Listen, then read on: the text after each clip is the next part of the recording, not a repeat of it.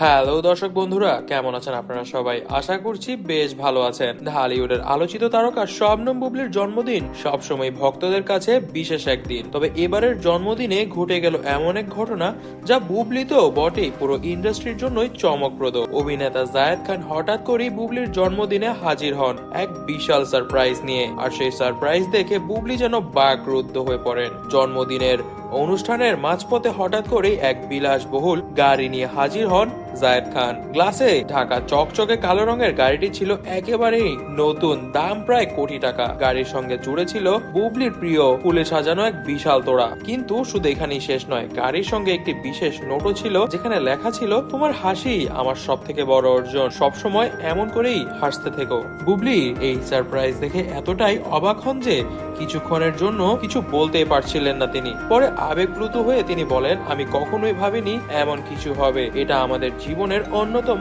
সেরা উপহার। জায়েদ খান বুবলির প্রতি তার ভালোবাসা এবং বন্ধুত্বের কথা অনেকবারই ইঙ্গিত দিয়েছেন, তবে এবার সরাসরি এমন একটি উপহার দেওয়ার মাধ্যমে তিনি যেন বুঝিয়ে দিলেন বুবলি তার জীবনে কতটা গুরুত্বপূর্ণ। তিনি বলেন, বুবলি এমন একজন যার হাসি দেখলেই মনে ভালো লাগে। তার জন্মদিনে আমি তাকে বিশেষ কিছু দিতে চেয়েছিলাম যা তার জীবনে স্মরণীয় হয়ে থাকবে, এবং এই গাড়িটি দিতে পেরে সত্যিই খুশি।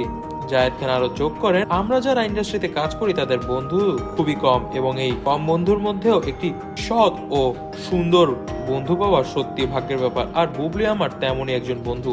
বুবলি ও জায়েদ খানের সম্পর্ক নিয়ে দীর্ঘদিন ধরেই গুঞ্জন চলছিল, তবে এই উপহারের মাধ্যমে এই গুঞ্জন যেন একদমই সঠিক প্রমাণিত হলো। অর্থাৎ সত্যি সত্যি জায়েদ খান ও বুবলির মধ্যে গভীর সম্পর্ক চলছে।